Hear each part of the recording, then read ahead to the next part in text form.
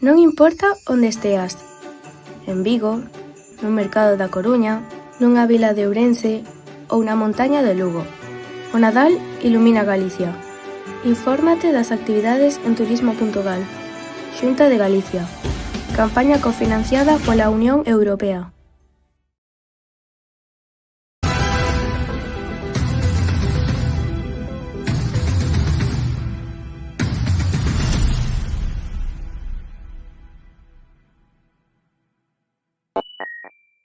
Con del Rosal. Alex Rosal. Tengo un íntimo amigo que se llama Alex del Rosal, pero hoy el amigo que nos acompaña es Alex Rosal. Alex, bienvenido, ¿cómo estás? Muchas gracias, Javier.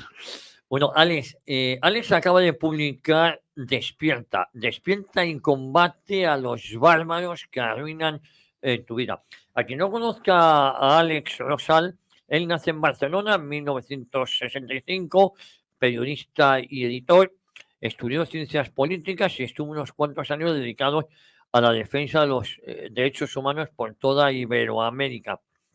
En el año 89 fue expulsado violentamente de Cuba por intentar investigar bajo mandato de la ONU la situación de los más de 10.000 presos políticos y de conciencia que había en ese momento en las cárceles castristas.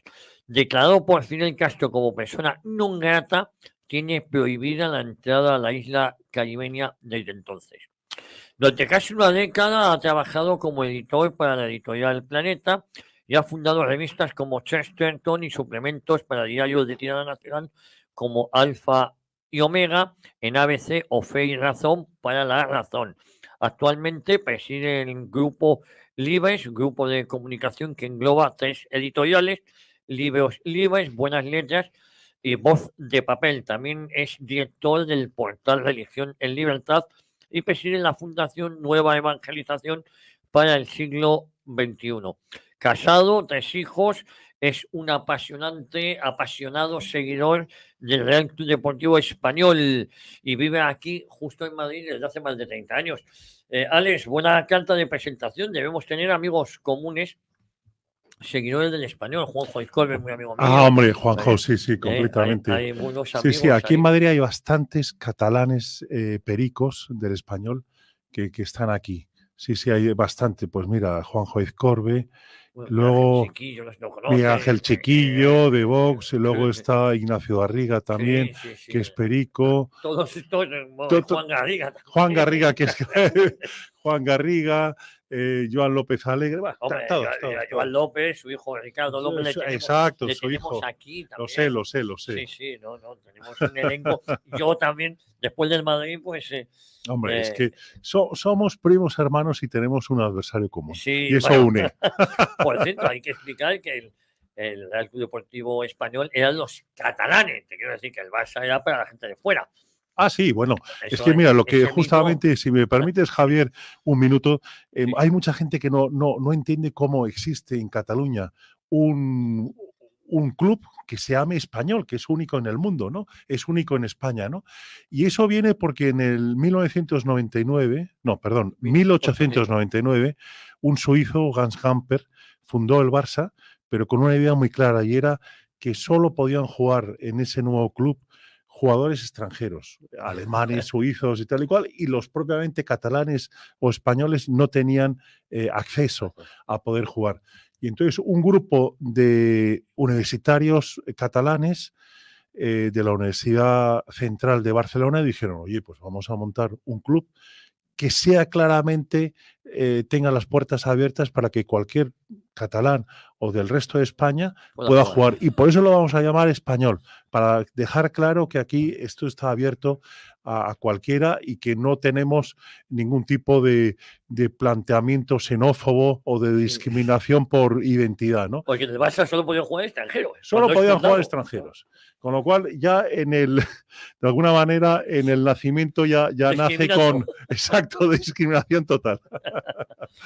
Oye, Alex, yo me comentaba que acabas de publicar tu último libro, Despierta y combate a los bárbaros que arruinan tu vida, precisamente de una de las editoriales donde tú estás, de Libros Libres. Cuéntanos el por qué este libro.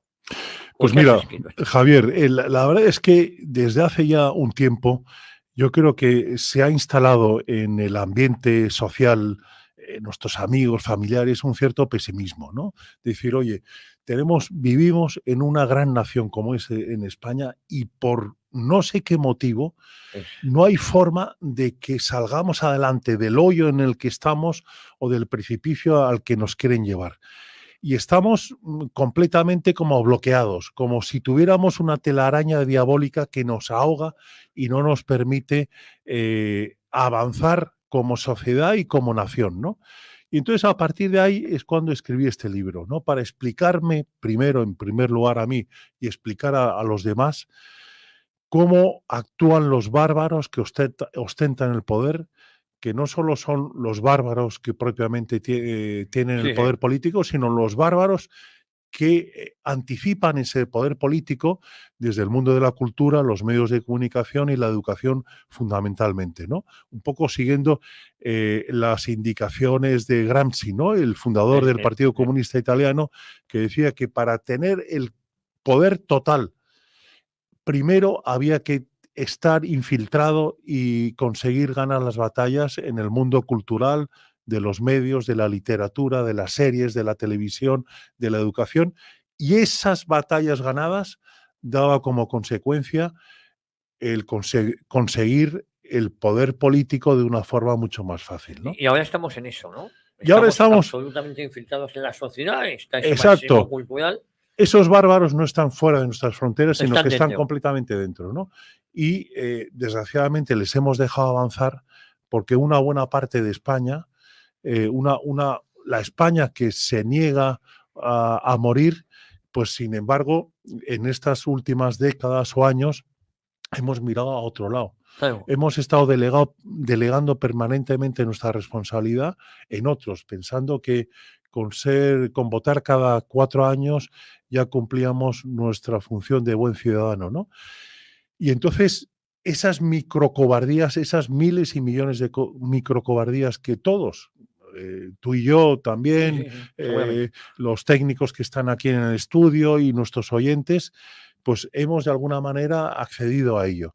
Y eso nos ha llevado a esta situación de precipicio, de estar en el hoyo, de estar completamente ahogados por esa telaraña diabólica tan bien construida por los bárbaros, ¿no? Y si me permites, Javier, mucha gente se pregunta, bueno, pero ¿cómo es posible que tan fácilmente estos bárbaros que nos gobiernan hoy han podido conseguir el poder, ¿no? Y si me permites, te diría que Sí, sí. por 3 motivos fundamentales, ¿no? Primero, enlazando con lo que decía antes, porque enfrente no tienen a nadie. Los bárbaros salen a jugar el partido de fútbol y, sin embargo, no tienen a un rival. Bueno, decía Chesterton, corrígeme, que el mal avanza si no hay nadie que lo detenga, ¿no? Si no tiene a nadie enfrente. Exacto, Sí, sí. exacto. O sea, los hombres buenos, los hombres y mujeres buenos que están llamados, todos nosotros, nuestra audiencia, que están llamados a frenar ese mal, sin embargo, estamos cómodamente en nuestras casas gritando, criticando, con ciertas bravuconadas, pero sin embargo, sin convertir esas microcobardías en microvalentías. Hablaban de tres De hechos. 3. Eso Esta es. vendría a ser la primera y quizás la más importante, en la que estamos completamente. Las batallas que se pierden son las batallas que no se dan. Ujú. Y nosotros llevamos mucho tiempo Sin dar batalla. sin dar la batalla, ¿no? Pero luego hay otras 2 herramientas que tienen los bárbaros en el poder que son muy importantes. La primera sería, podríamos decir, la dinámica de distracción que tiene la sociedad. Ahora mismo, pues tenemos una sociedad completamente pues aburguesada y distraída, en la que no tenemos tiempo para nada, porque estamos pendientes de la meme, del vídeo, de la aplicación, de los jueguecitos, y sin embargo, no hay tiempo para más. O sea, si realmente hacemos un análisis de cómo distribuimos nuestro tiempo, las 8 horas para dormir, las 8 horas para trabajar, 4 horas para desayunar, comer y cenar y tener tiempo también para el transporte, para ir al trabajo, apenas nos queda 4 horas que muchas de esas 4 horas las utilizamos o bien en el móvil o en la televisión, con lo cual no hay, o sea, el poder está tranquilo porque sabe que Estamos delante, entretenidos. claro, Claro. no tiene, puede haber gente que pueda estar gritando o criticando o molesta o enfadada, pero realmente no hay capacidad de rebelión porque estamos permanentemente distraídos, ¿no? Y luego hay otro elemento fundamental de cara al poder que es la capacidad que tiene el poder para crear miedo y pánico.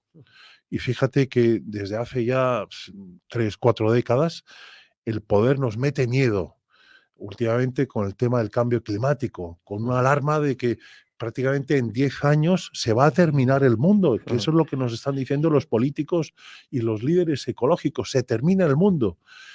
Y sin embargo, ante eso, hay que desenmascarar a esos profetas de calamidades y decirles, bueno, oye, que puede haber problemas y que hay que abordarlos.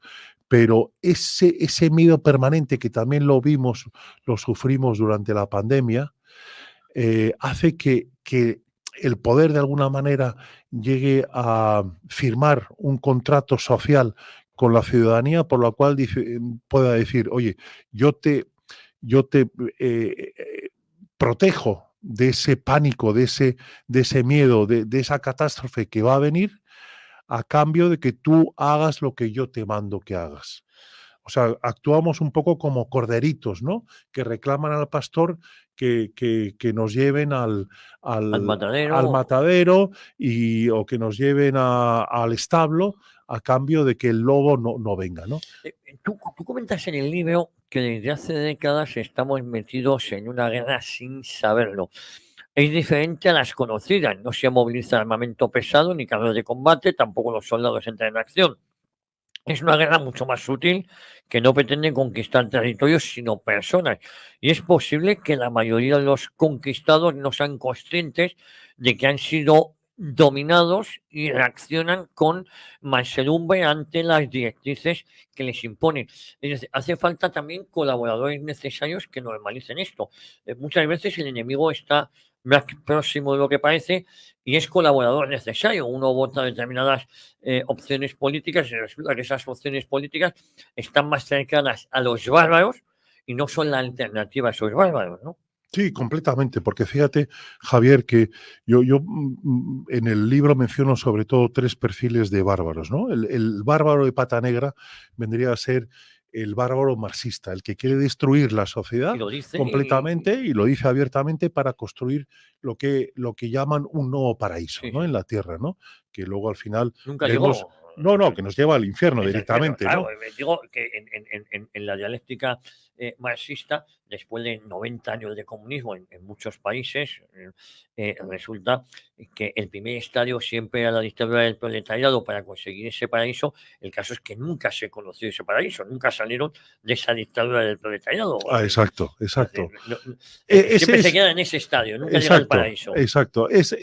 Y ya sabemos un poco por todos los países que han sufrido esa lacra, ¿no? A qué nos lleva ese tipo de paraíso, ¿no?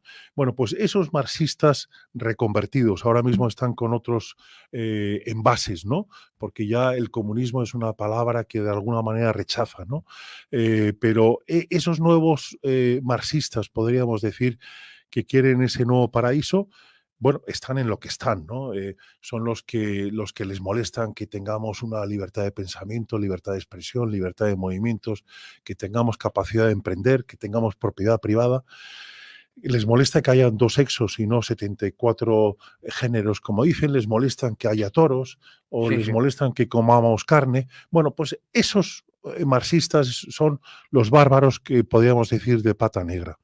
Pero hay otro tipo de bárbaros y son los que yo llamo los bárbaros globalitarios, que tienen otra ideología, van un poco más en la sociedad abierta, pero sin embargo tienen una cierta alianza con los bárbaros de pata negra porque ellos lo que quieren son naciones y sociedades fragmentadas, quieren que en las sociedades no hayan vínculos, que esté todo muy atomizado, quieren ciudadanos manipulables para que así puedan consumir más, quieren ciudadanos que puedan tener más adicciones, para que sean más débiles y que ellos puedan imponer sus productos de consumo. Y entre estos dos bloques, que antes estaban muy diferenciados y que podríamos decir que uno venía a representar el bloque del foro de Davos y otro el foro de Sao Paulo, ahora sin embargo tienen una cierta alianza porque a los dos les conviene que haya esa destrucción de vínculos comunitarios, ¿no? y que haya fragmentación. Pero junto a esos dos hay un tercer perfil de bárbaro, ¿no? Que es el que yo llamo el bárbaro cobardón o el bárbaro conservador, ¿no? Que ideológicamente no coincide con los dos primeros, pero como tiene miedo a que le señalen o a que le satanicen o a que le provoque la muerte civil, no quiere estar fuera de la tribu, del consenso. Y por eso accede a mantener los criterios de esos dos bárbaros porque quiere mantenerse en una dinámica de cierta tranquilidad, ¿no? Esos tres bárbaros son los que están conformando nuestra sociedad. En la segunda tipología de bárbaros, vendría a ser como, no sé si es el liberalismo y el marxismo se dan la mano. La conjunción podría ser la Agenda 2030, la Agenda 2030. Sí, perfectamente. Ese es el punto de unión, ¿no? De unión de ambas bárbaros, ¿no? De por un lado el marxismo, el marxista clásico, y por otro lado, no sé si el liberal, sí, el liberal económico, Sí, una mezcla, el globalitario, podríamos decir. Sí, o sí, sea, sí. para que la gente nos entienda, Javier, vendría a estar representado por un Soros o Bill Gates, sí, ¿no? eso es. O sea, esas élites económicas o esas élites frente a regímenes autoritarios o una idea autoritaria, pues regímenes autoritarios, bueno, hay más de los que aparecen en el planeta, ¿no? pero A pesar realmente, de que voten. pero vendrían a ser esos, ¿no? O sea, son gente que más allá de que están a favor de la libre iniciativa, lo que ellos buscan es aumentar su poder y sus intereses económicos. Ajá. Son los dueños de las Big Tech Ajá. y son los dueños de todas las grandes corporaciones que al final rompen, son monopolios que rompen con el libre mercado, ¿no? Y tú hablabas, ese otro tercer tipo son los colaboradores necesarios, aquellos que, pudiendo ser alternativa, se dejan arrastrar para no quedarse fuera de ese consenso. Exacto. Y desgraciadamente en todos los países hay ese tipo de bárbaros, aquí en España también, ¿no? Que son esos bárbaros que cuando tocan el poder, en vez de hacer algún tipo de reformas, de desmontar todo lo que los bárbaros han asentado, ellos, para que no les critiquen, para que no los satanicen, para que no les llamen o les etiqueten, pues como no quieren que les etiqueten, aceptan por prudencia, por consenso, para mantener su estatus, ¿no?, personal y social, pues mantienen esas dinámicas y eso hace que poco a poco nos vamos moviendo hacia el precipicio, ¿no? Con lo cual ellos son colaboradores necesarios. Al final lo que pasa es que muchas veces en España, pero también en otros países de Iberoamérica o de Europa, ¿no?, cuando los bárbaros mantienen una serie de políticas que nos llevan al colapso económico y político, muchas veces los electores dicen, bueno, vamos a llamar a representantes de lo que podríamos decir la no izquierda para que ponga orden, como quien llama al contable que ponga orden en las facturas, ¿no? Pero ese contable ya se sabe que no va a crear una gran revolución o que no va a desmontar lo que han montado estos. Entonces, contribuye a que pasados esos 4 años vuelvan los bárbaros y continúen con su hoja de ruta de llevarnos al precipicio. Oye, y hemos hablado de la Agenda 2030, pero ¿qué papel juega la familia? Porque da la sensación que estos bárbaros, uno de los objetivos es acabar también con la familia tradicional. ¿Cuál es el objetivo de desmontar la familia? Inventarse nuevos conceptos de familia que nada tienen que ver con la familia entre un padre y un hijo, entre un hombre y una mujer, ¿no? Y da la sensación de que eso es ahora lo anacrónico. Y también te iba a preguntar, porque incluso en el lenguaje hemos caído en la trampa, da la sensación que aquellos que podemos estar luchando, como este libro, contra los bárbaros, este libro podría ser catalogado de políticamente incorrecto, cuando sería lo más correcto políticamente hablando, ¿no? Entonces, en eso hemos caído, es decir, esta nueva manera de autoritarismo, de imposición, de barbaridad que se nos impone, resulta que se ha asumido como lo correcto. Y aquello que sería lo correcto, que es este libro, el libro Despierta, es lo políticamente incorrecto. Es también un Claro, contrasentido, ¿no? pero fíjate, Javier, que ya George Orwell en su novela Sí, de sí, 1984 ya hablaba hablaba de eso. del nuevo Sí, lenguaje, sí, ¿no? sí. Que entonces hablaba de cómo el protagonista leía las pancartas del Gran Hermano que decía que la guerra en realidad era la paz y la libertad en realidad era la opresión. Y así con Sí, sí. todo, ¿no? Entonces, efectivamente, nos están intentando cambiar tipo de palabras, las familias. Ya no hay una sola familia, como tú decías, fundada por un hombre y una mujer. Ahora hay 72, 74, 100 tipos de familias. ¿Por qué? Porque los bárbaros lo que quieren es que la gente esté sola, porque con la soledad el poder tiene más capacidad de manipulación. Fíjate lo que decía Anna Arendt, la alemana judía Sí, sí. que hizo un análisis muy curioso del nazismo, ¿no? Que ella se preguntaba cómo el, el nazismo preparó a lo que vino después, ¿no? Y entonces ella decía que la soledad de una parte de la sociedad, la falta de vínculos familiares y comunitarios entre los alemanes favoreció que un populismo como el nazismo pudiera implementar y pudiera tener influencia en su propaganda, ¿no? Entonces, por eso que al poder de los bárbaros ahora no les interesa una familia fuerte, Claro, en claro. donde los hermanos ayuden, en donde los padres, los hijos, los abuelos, los tíos tengan una capacidad de interactuar entre ellos. Lo que quieren es gente completamente aislada, gente completamente individual, que no tenga esos vínculos y por lo tanto que el poder pueda venderles esos paquetes ideológicos estropeados para que los puedan comprar fácilmente. Oye, y en esto juega también un papel fundamental la inmigración, pero la inmigración con una intención de integrarse, la inmigración para anular la identidad de algunas naciones. Bueno, claro, pues fíjate, el mismo Soros, otro tipo de fundaciones y ONGs, como décadas pasadas han favorecido abiertamente una inmigración en otros países para que esas identidades Se diluya, ¿no? se diluyan, ¿no? Y se conviertan en fluidas, ¿no? Y bueno, pues indudablemente necesitamos una inmigración, pero una inmigración ordenada. Aquí en España deberíamos favorecer más la inmigración de América, ¿no? Claro, Porque hispanoamericana. son nuestros hermanos. O sea, es la gran. Antes era la España. De ultramar, ¿no? Claro, era la vieja España y la nueva Sí, sí, España, sí. pero éramos todos españoles, Ujú. teníamos todos los mismos derechos, teníamos todos la misma identidad. Bueno, pues esos hermanos nuestros son los que en todo caso deberían tener como primer derecho para venir aquí. Tienen nuestra lengua, nuestra cultura, nuestra religión. Fácilmente son integrables, fácilmente son nuestros hermanos. A ellos es a los que hay que llamar de alguna manera, ¿no? Si no se les llama es porque justamente hay otras dinámicas, otras políticas de romper esas dinámicas culturales, ¿no? Fíjate, hablas y me ha llamado poderosamente la atención por la parte que nos toca, que es como los bárbaros toman en los altavoces, activistas políticos más que periodistas neutros. El brutal linchamiento mediático basado en las fake news, cuando muchas veces las fake news son las que ellos propagan, es decir, Claro.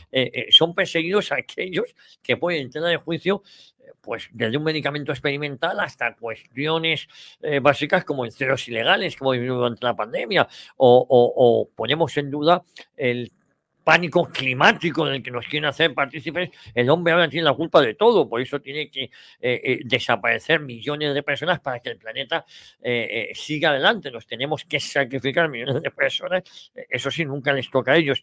Y también cómo esa tela de araña atrapa a la prensa, ¿no? Una prensa que, por otro lado, ha dejado de ser el cuarto poder para, en vez de fiscalizar el poder, el poder se ha dado cuenta y ha comprado la prensa. Completamente. La ha comprado, la ha comprado. Mira, fíjate, es curioso, digo en el libro que ahora mismo, al año en España, el poder, las administraciones públicas se gastan en mantener los medios públicos de radio, prensa digital y televisión y la subvención de la publicidad institucional más de 4.000 millones de euros al año, que es una barbaridad, 4.000 millones de euros al año. Con eso, con esa herramienta unido a, bueno, ya con eso, pues fíjate la cantidad de medios privados que están comprando, ¿no? En Cataluña, por ejemplo, hay 482 medios privados que reciben publicidad institucional. Y muchos de esos medios tienen más del 70% de su presupuesto que está cubierto por la publicidad institucional, con lo cual es una compra abierta y descarada y salvaje. No, y son medios que sin esa publicidad no pueden salir no pueden vivir. Entonces, ¿qué pasa? Ahora mismo los medios realmente libres no pueden sobrevivir sin esa publicidad institucional. Entonces, yo por eso que propongo una fórmula, que es llegar a un cierto contrato o consenso para decir, oye, que el poder desmantele completamente esos medios públicos y esas subvenciones de publicidad institucional, no solo a nivel del gobierno central, sino también diputaciones, autónomas, todo. Y a cambio de desmantelar todo ese dinero y esa dinámica que tienen los políticos de todos los partidos políticos para mantener un cierto control en la línea editorial de los medios, a cambio de eso, poder ofrecer a los medios de comunicación una dinámica fiscal como la que tiene el cine. O sea, crear como una cierta agrupaciones de interés económicos por el cual los medios de comunicación privados podían tener unas bonificaciones fiscales que pudieran atraer el capital privado y a partir de ahí tener una dinámica de prosperidad económica mucho mayor de lo que tiene ahora mismo. Es decir, si hoy Informa Radio, todo el grupo vuestro, estáis abocados a que la publicidad entre o bien a que la publicidad institucional también pueda aportar. Con esta dinámica nos olvidaríamos de la publicidad institucional y intentaríamos que las oyentes y los colaboradores pudieran invertir sus beneficios fiscales que tienen a nivel de profesionales liberales o de empresas en el medio, pudiendo tener un retorno de un 50% de bonificación fiscal. Con lo cual, los medios de comunicación se podrían convertir en verdaderos imanes para atraer esos beneficios fiscales que ahora mismo se lleva el cine o el teatro español. Tú trabajaste en La Razón, cuentas también en el libro cómo, a pesar de que el fundador del diario La Razón era Luis María Ansón, pronto te decepcionaría la deriva, ¿no? del periódico. No, lo cuentas en el libro, ¿eh? Mira, a mí, de hecho, bueno, lo llamas como uno de los casos más llamativos que viviste en primera persona, fue el del diario La Razón. Sí, no, eso, o sea, tengo que decir, bueno, tú y yo, Javier, ya somos veteranos, ya llevamos muchos años y hay una paradoja en España que no sé si se da en otros países y es la paradoja de los medios que abiertamente se dicen liberal conservadores y que sin embargo fichan a perfiles completamente podemitas, ¿no? Bueno, hemos visto ahora en la ABC, ha fichado como director de opinión a un conocido socialista, ¿no? Claro, entonces es algo llamativo. Es algo que no pasa, tú y yo sabemos que no pasa en los medios de izquierdas. No. Los medios de izquierda tienen una coherencia absoluta. Fichan solo a periodistas que vivan la camiseta, que vivan la causa. En cambio, en nuestros medios, bueno, Informa Radio es una excepción y otros medios, pero es muy llamativo cómo solo fichan. Entonces, ¿qué pasa? Yo lo que viví es, al poco de fundarse La Razón, a mí me fichan, eran 6 meses, y me encontré con una redacción que el propio director no podía controlar porque el 70% eran podemitas. Claro. Entonces tuvieron que gastarse un dineral en despedir a la gente y fichar a otros perfiles que estuvieran a favor de la causa liberal conservadora. Sí. Eso es, y no sé si les ha dado resultado, ¿eh? Ahora mismo no lo sé. El otro día me comentaban cómo en el diario ABC la estrategia es que querían rejuvenecer el periódico y para eso estaban dando noticias que ellos pensaban que atraían a un sector de la población joven con esa similitud de es joven y el de izquierda. Eso el diario ABC, yo creo que es un error gravísimo, porque por muy de izquierdas que uno sea, primero ya la gente joven, lo del ABC no sabe ni lo que es, igual Claro, que el panfleto del país, el claro, periódico independiente de la verdad. Pero si uno es de cierta edad y es de izquierda, en la vida va a comprar el ABC. Es que claro, en la vida, aunque solo sea por las siglas, igual que yo en la vida voy a comprar el panfleto del país. claro, es un Es disparate. decir, Desde el son punto de unas vista estrategias. empresarial, es un disparate. Ya el ABC lleva años que está perdiendo dinero, pero con estas estrategias, bueno, y la prueba de ello es que Juan Carlos Girauta ha Sí, sí. abandonado el ABC justamente por esa Sí, deriva sí, de sí. izquierdas, ¿no? Lo tenemos aquí en esta casa, Juan Carlos Ah, Girauta, ¿eh? pues fíjate. Pero realmente, o sea, yo no sé muy bien a veces a qué tipo, o sea, los consejos de administración, a qué tipo de editores nombran, ¿no? Porque es que hacen unas tonterías bárbaras, ¿no? En todos los órdenes. Pero bueno, al final los resultados son los que son. Y dudo mucho que el ABC pueda ganar nuevos lectores, porque más bien se van a ir los que ya tienen. Bueno, recuerdo mi padre que era suscriptor era, de ABC. Como él, muchas personas mandaron una carta al director porque habían fichado a Paco Umbral. Ah, Y sí, sí, claro, sí. me recuerdo que mi padre me decía, es que yo tengo que cumplir el periódico para que un tío de su boda me esté Que me insultando. esté Me insultando. esté Sí, insultando. sí, Y es sí, verdad, sí. no sé el tiempo que duró, pero luego, Duró 4 y días. claro, Duró 4 días. es que Fue, me fue, está insultando. sí, sí, sí, sí. Fue un enfado tan monumental de los suscriptores, de los compradores del periódico, que duró 4 Dice, me días. está insultando, entonces Sí, no sí, sí, compro. sí, sí, sí. Oye, hemos hablado también de la inmigración ilegal, en contra de esa inmigración hispana que sea mucho más fácil de integrar. Y lo que tú cuentas aquí de estos bárbaros que nos arruinan la vida, no solo es un fenómeno que se da en España, ¿no? Es un fenómeno global ahora mismo. Completamente global. O sea, desgraciadamente, esa guerra cultural, Javier, que hablábamos al principio, ¿no? De cómo esos bárbaros marxistas o globalitarios se han ido metiendo durante décadas, ¿no? En las series de televisión, en la novela, en programas de televisión, de radio, en el mundo de la educación también, ¿no? Pues al final han ido poco a poco conformando la sociedad y llevándolo a unos derroteros en donde al final el poder político lo acaban tomando esos bárbaros y llevan a esas naciones prácticamente a estados fallidos, ¿no? Lo hemos visto en Venezuela, lo hemos visto en Argentina, ¿no? Como Milei ahora prácticamente era la última carta, el último salvador, ¿no? Pero lo hemos visto en Bolivia, lo hemos visto en Nicaragua, en Cuba, en tantos países, ¿no? Cómo al final, si los hombres buenos no son capaces de poner pie con pared Sí, sí. a estos bárbaros, al final te acaban robando la cartera y te llevan a tu nación a ese precipicio. Yo tengo amigos venezolanos que me decían que hace 10, 15 años, pues entre ellos comentaban, no, esto aquí en Venezuela no puede pasar. Lo de En Cuba. Venezuela no puede pasar lo de Cuba, o sea, lo que se está hablando, que vamos a ir a un derrotero completamente totalitario con Chávez. Esto aquí no puede pasar porque somos un país rico, somos un país que tenemos el petróleo, tenemos unas instituciones, tenemos unos jueces. Y ha pasado. Aquí en España ya se está comentando esa cantinela. No, aquí en España no puede pasar porque tenemos a Europa, pero aquí en España puede pasar. Ese es el mal del siglo XX, ¿no? Que decía Solzhenitsyn, Sí, ¿no? sí, entonces, Que estamos diciendo que no puede pasar y realmente está pasando. Por eso que el libro lo que viene a ser es una alerta, una llamada de atención, un grito, podríamos decir, ¿no? Es decir, señores, todo lo que amamos, todo lo que amamos y que muchas veces no valoramos, lo podemos perder de un día para otro.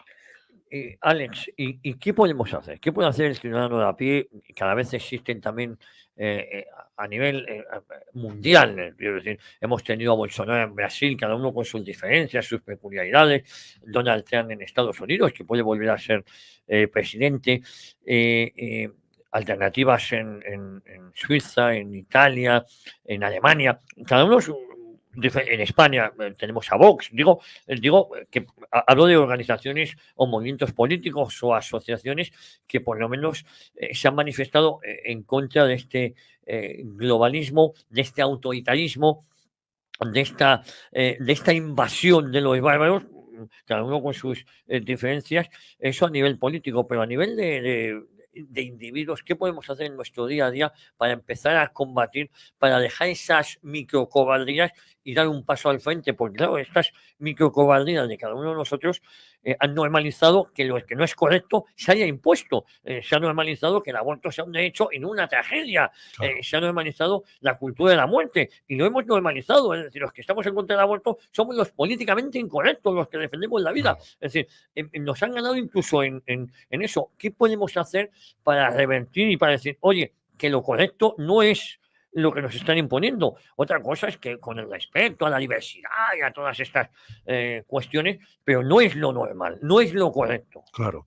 Pues mira, lo primero, Javier, es despertar.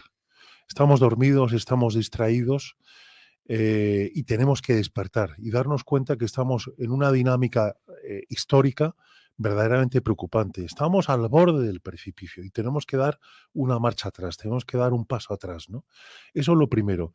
Lo segundo es dejar de delegar nuestra responsabilidad en los políticos. Los políticos tienen una hermosa labor que hacer, tienen una vocación magnífica, pero esa es su función. Nosotros no tenemos que seguir delegando esa responsabilidad en los políticos y tenemos que darnos cuenta que a nivel de sociedad, a nivel familiar, a nivel de vínculos comunitarios, tenemos mucho que hacer. Si no damos esas pequeñas batallas, si no damos esos pequeños gestos en nuestro ámbito, difícilmente puede haber un cambio político. Por eso yo decía al principio, Javier, que tenemos que pasar de esas microcobardías a microvalentías. Tenemos que hacer esas pequeñas conversiones. El otro día una señora mayor, una abuela, me decía, bueno, pero ¿yo qué puedo hacer? Soy una mujer mayor, tengo mis hijos, mis nietos, pero no tengo más influencia. Y yo le decía, mira, tú tienes una influencia enorme y te tienes que dar cuenta de eso. Cuando hay estudios en universidades americanas que hablan de cuál es el medio de comunicación más poderoso y hacen esos estudios para comprobar cuál es, aparece que no es ni la televisión, ni la radio, ni el medio digital, ni la prensa escrita, es la palabra. Lo que nosotros podamos decir a nuestros hijos, a nuestros nietos, lo que podamos decir a nuestros amigos, lo que podamos decir a nuestros sobrinos, eso tiene un poder mucho mayor que el TikToker de turno, que el youtuber de turno, que el periodista estrella. Esa palabra tiene una enorme... Entonces yo le decía a esta mujer, intenta dedicar de hablar con tus hijos, con tus nietos todos los días, un poquito, 3 minutos, 5 minutos, y advierten un poco de lo que está pasando. Solo con eso es un pequeño gesto que ya estás cambiando el mundo. Oye, a mí me gustaría, Alex, que nos contaras qué pasó en 1989 cuando nos dices que fuiste expulsado de Cuba violentamente. Yo en el 89 seguía vivo Fidel Castro, luego estuvo su hermano Raúl, ahora está, bueno, esto ha sido una dictadura de Canel, ¿no? Sí. ¿Qué pasó en ese año? ¿Por qué es expulsado? Y no sé si has podido volver a la isla. Pues mira, Javier, no, te agradezco que me preguntes porque yo tengo como mucha unión emocional con Cuba, ¿no? Porque tenía una cierta relación con Armando Valladares, con Eloy Gutiérrez Menoyo, con Ricardo Fil, o sea, gente que estuvieron 20, 25 años en las cárceles cubanas. Bueno, luego fue Eloy. Ha fallecido ya, ¿no? Ya ha fallecido, sí, sí. ha fallecido. Bueno, la historia de Eloy, Sí, habría que contarla un poco más de forma, porque él luego volvió a Cuba pensando que desde Cuba podía crear una revolución y realmente la dictadura castrista se lo comió completamente. Pero bueno, en aquella época, en el 89, habían entonces 10.000 presos de conciencia. 10.000. Muchos de ellos eran los famosos plantados, que eran aquellos presos que eran presos de conciencia o políticos porque se decían plantados, que se plantaban y porque se negaban a ponerse el traje, la vestimenta de presidiario y iban en calzoncillos. Era un gesto de rebeldía ante el régimen, ¿no? Y entonces ahí había gente, bueno, pues que llevaba 20, 25 años en las cárceles malviviendo de una forma heroica. Y entonces un grupo de organizaciones de derechos humanos unido a dos políticos entonces de Alianza Popular, a dos senadores, a Javier Cámara, que era senador de Alianza Popular por Cádiz, y la hermana que ya murió de la ministra Ana Palacio, Loyola de Palacio, que era muy guerrera, junto con otra gente de Suiza, Alemania y Francia. Y Loyola de Palacio, perdóname la interrupción, que luego cuando ella fallece es enterrada con una icueña, algo que no, algo que ella era vasca, ¿no? Y algo que nos dejó a algunos atónitos, porque era muy guerrera, y la entierran con una bandera de España y con la bandera del PNV, porque al fin y al cabo la icueña es la bandera del PNV. Claro. Es decir, pero bueno, con Loyola de Palacio y con Javier Cámara y otros políticos y miembros de derechos humanos, pues fuimos a Cuba. Y ahí en el aeropuerto de Cuba nos estaban esperando 4 viceministros, que vienen a ser ministros, aquí para entendernos en España, y como 30 o 35 militares de estos de 2 metros y uno de espalda, ¿no? Entonces ahí estuvimos como 8 horas negociando en el aeropuerto el poder entrar, porque además teníamos un salvoconducto de la ONU, ¿no? Para poder movernos por las cárceles, ¿no? Que había en Cuba, y entonces al final ellos se plantaron realmente y con violencia pues nos expulsaron y nos mandaron de vuelta, ¿no? Y a partir de ese momento nos calificaron como personas non gratas, con la prohibición absoluta de poder entrar en el país. Y así pasaron 30 años y no ha habido forma de que la dictadura haya caído y que hayamos podido volver. Luego este tipo de dictaduras siempre achacan todos sus males a un enemigo externo, ¿no? Nunca al mal endémico que es en sí mismo el régimen. Claro, o sea, mira, ha sido una pena que las últimas revueltas de hace 2 años, te acordarás, ¿no? Estuvieron a punto de torcer el brazo a la dictadura. De hecho, varios de los viceministros cubanos se escaparon de Cuba pensando que esa revolución ya iban a tomar el poder político, ¿no? Fue una pena y ojalá en toda América pueda haber un cambio político que obligue a los jerarcas de Cuba a salir del país. No sé si tuviste ocasión de escuchar las declaraciones de Óscar Puente, el nuevo ministro de Transportes, el heredero del tabernario José Luis Ábalos, hablando que la libertad de movimiento en coche no es infinita.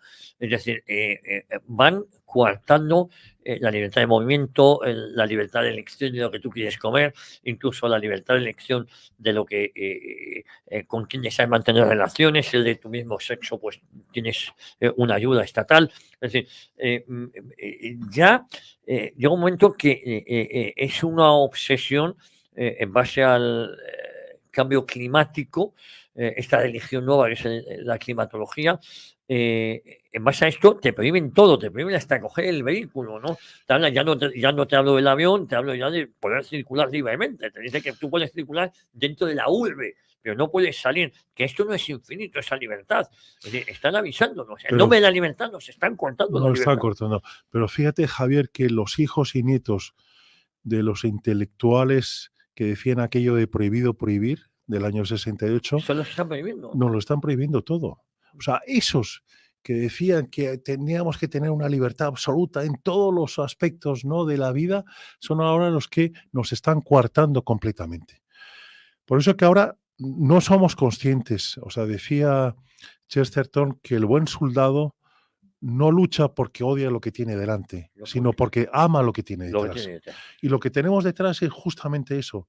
No acabamos de valorar que tenemos ahora mismo libertad de movimiento, libertad de expresión, libertad de pensamiento, que tenemos libertad en teoría, bueno, limitada, pero tenemos libertad todavía para educar a nuestros hijos en la cosmovisión que queremos.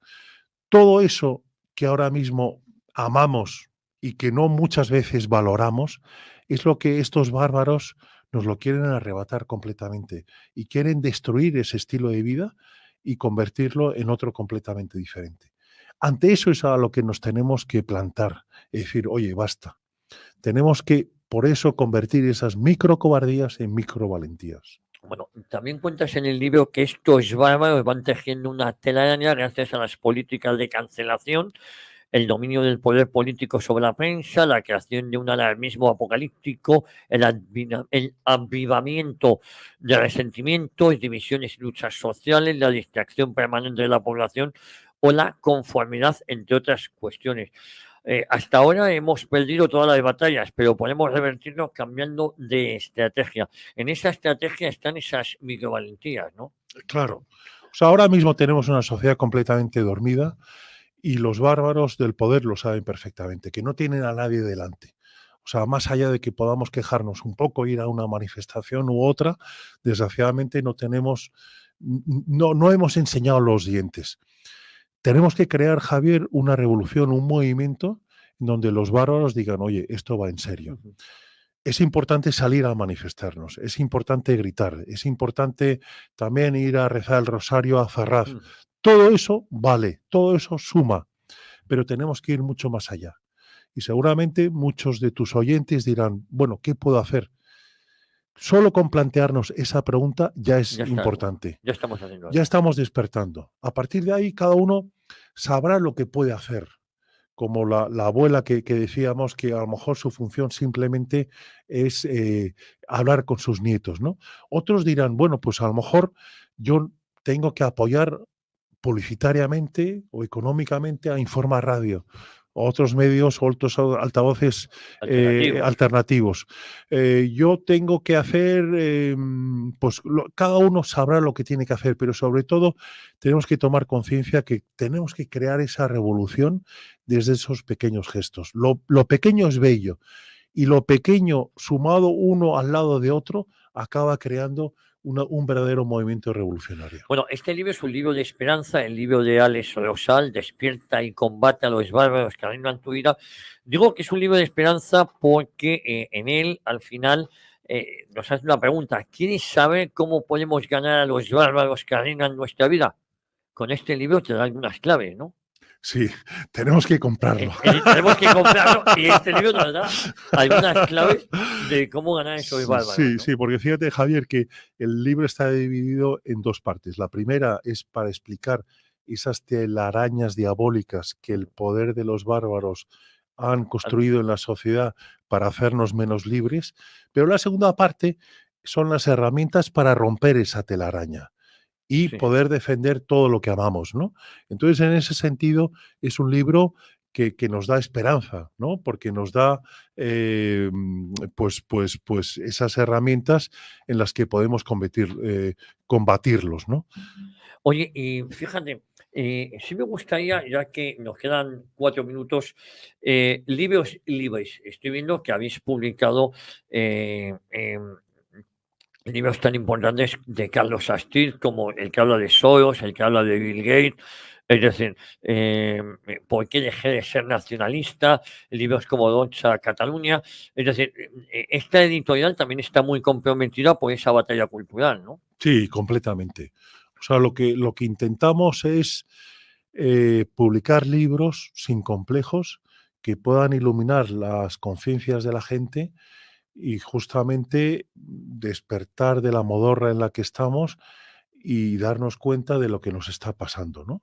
Como decíamos al principio, estamos metidos completamente en una guerra cultural que no mata físicamente, pero sí esas bombas ideológicas acaban destrozando a la sociedad y la acaban dividiendo. Entonces, en ese sentido, mi pequeña contribución o ese pequeño gesto de dignidad o ese gesto patriótico viene en la idea de publicar libros que puedan despertarnos a todos nosotros. Bueno, qué bueno Carlos Astiz y qué batalla está dando también, ¿eh? Magnífico, Sí, sí. magnífico. Él fue el que realmente acuñó el concepto de los globalitarios Sí, sí, capitalistas, sí, ¿no? sí, sí, sí. Y él es el que nos ha descubierto cómo hay esa alianza entre la izquierda Sí, reaccionaria y ese los marxismo globalitarios, ¿no? cultural y los globalitarios y que se han puesto de acuerdo. Luego no sabemos cómo acabarán entre ellos, pero es una alianza muy, muy peligrosa. Una alianza, Exacto. por eso ya el mundo, no sé si tú coincides conmigo, ya no es esa dicotomía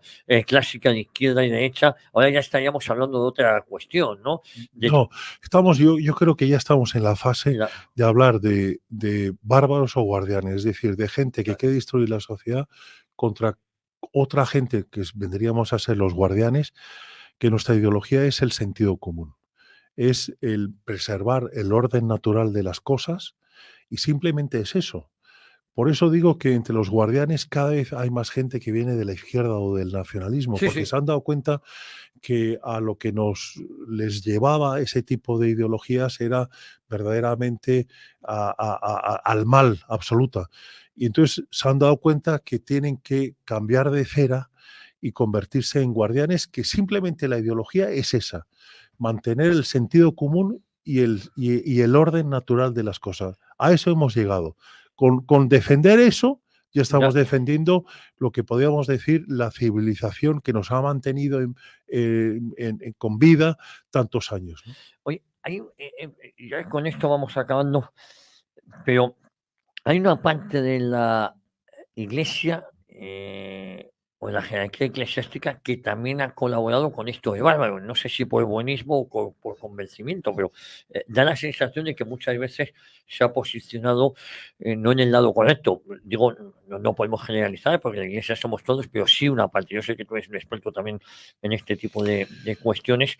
Sí, Y, hombre, la iglesia como la sociedad, pues desgraciadamente, pues bueno, entonces es verdad que en la iglesia yo creo que muchas veces por cobardía, ¿no? O por una falsa prudencia, ¿no?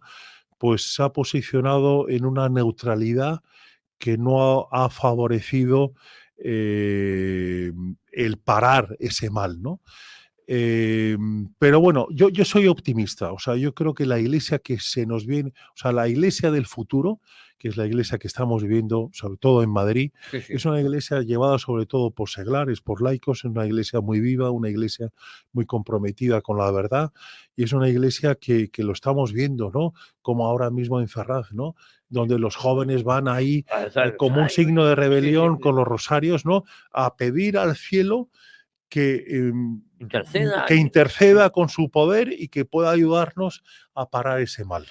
Vamos, te preguntaba esto porque estos globalitarios también, una de sus obsesiones es acabar con esas raíces cristianas. Yo no hablo de ser creyente o no ser creyente, pero a nadie hace daño las raíces cristianas, ¿no? Yo creo que eso también es uno de los objetivos. Claro, es que al final, y es independientemente de que Sí, tengamos sí. fe o no, No, no, porque es es verdad que hay mucho católico cultural que reconoce el papel de la iglesia, eso. ¿no? O sea, solo por tener una ética universal, una moral universal. No mandar, no matar, no mentir, no Claro, engañar. ya eso Eso te ordena la sociedad y te claro, ordena el individuo, no ¿no? tienes que ser creyente, ¿no? Si me Claro, apuras, ¿no? pero en ese sentido, hombre, yo creo que o sea, la iglesia vamos a ver si me Sí. puedo explicar correctamente. La iglesia aporta mucho y esa civilización viene a ser el último dique. Si la iglesia cae, Cae, por cae. así decir, con todo lo que representa, ¿no? Automáticamente los bárbaros van a tomar todo el poder. Todo. Por eso que los bárbaros están muy interesados En- en controlar también la iglesia o controlar una religión universal que sea la que imponga esos principios universales que sean completamente aguados.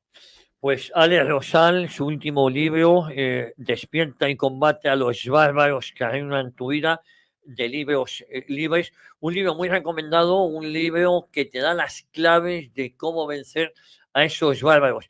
Alex, ha sido un placer tenerte aquí en estos micrófonos. Igualmente, Javier, muchas gracias. Muchísimas gracias y a todos ustedes les espero, Dios mediante, la próxima semana aquí en Informa Radio, en Historia de una Época.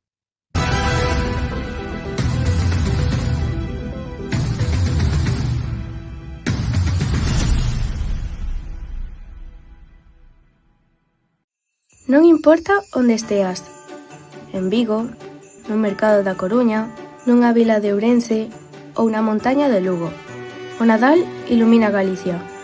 Infórmate das actividades en turismo.gal. Xunta de Galicia. Campaña cofinanciada pola Unión Europea.